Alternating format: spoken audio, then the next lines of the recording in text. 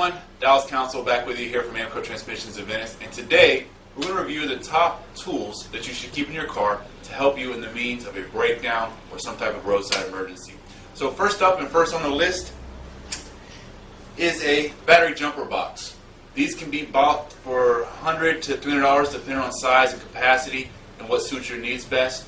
The biggest benefit to having one of these is if you find yourself in a situation where your car battery is dead, this will allow you to jump the vehicle off without the assistance of another vehicle or another starting or charging system. So it can be very, very handy if it makes sense for your situation.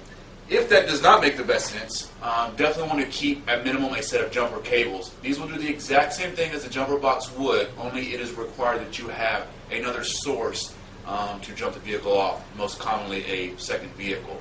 These are sold in various lengths. We recommend that you get at minimum 12 foot of cable to stretch between the two cars in the instance that you have to jump one off.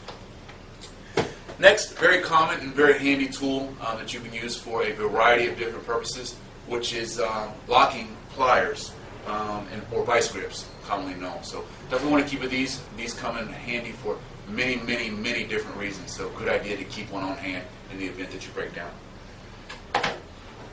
Next up is a telescoping screwdriver. All that simply means is you have one screwdriver shaft that will fit various bits. So very, very handy. If you've got the need for a Phillips head, just pull that out, pop that on. Or a flat head, pull that out, pop that on. This one even has some of the metric screw heads. So very, very handy. Definitely want to keep this with you at all times.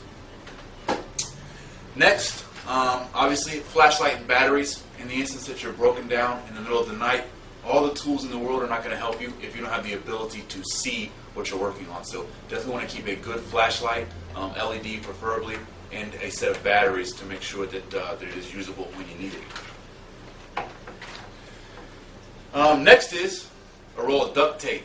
If you can't fix it with the vice grips, the screwdriver, if all else fails, you have a roll of duct tape. I'm really making a little joke, but it comes in very, very handy for a various amount of reasons. So good idea to keep a roll of duct tape on hand in your vehicle. Next up is a window punch tool.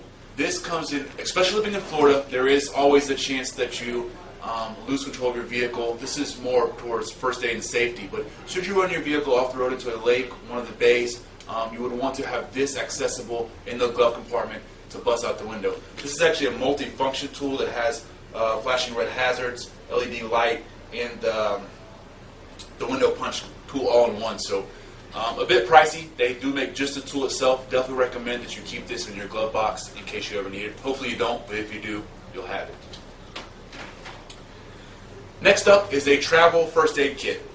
Obviously, hopefully, you are not injured, but in the event that you are and you need some basic supplies, always good to keep a travel minimal amount of first aid supplies on hand. If this is not useful for you, maybe you come across someone that could use it, and it's always better to have it and not need it than need it and not have it. So,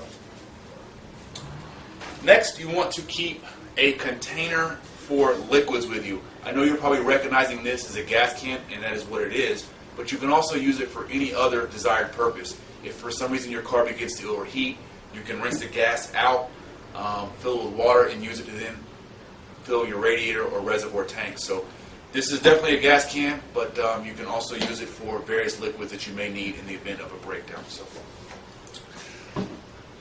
some piece of advice, you want to always make sure you check your spare tire often to make sure that it is filled with air. Nothing worse than being on the side of the road to get your spare tire out only to find out that it is flat. You also want to check to make sure your lug wrench and jack are present. And if all else fails, always a good idea to keep a can of Fix-A-Flat handy. At the very least, you pump your tire with Fix-A-Flat, will get you from point A to point B. As soon as you get to point B, you want to make arrangements to have that tire removed, either repair or replace, and get that Fix-A-Flat out of the tire. It's not good for your rims, and you do not want to keep it in there long term. So handy to have, but not good for long-term fixes.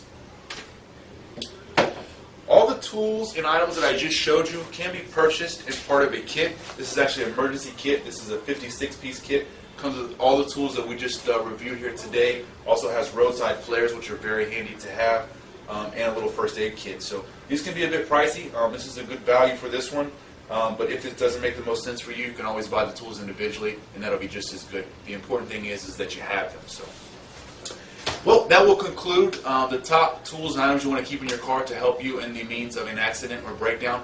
We want to say a big thank you to one of our parts vendors, AutoZone, who do a great job servicing us and provided all these tools for this demonstration today. So thank you very much again, Dallas Council, AAMCO Transmissions of Venice, Florida.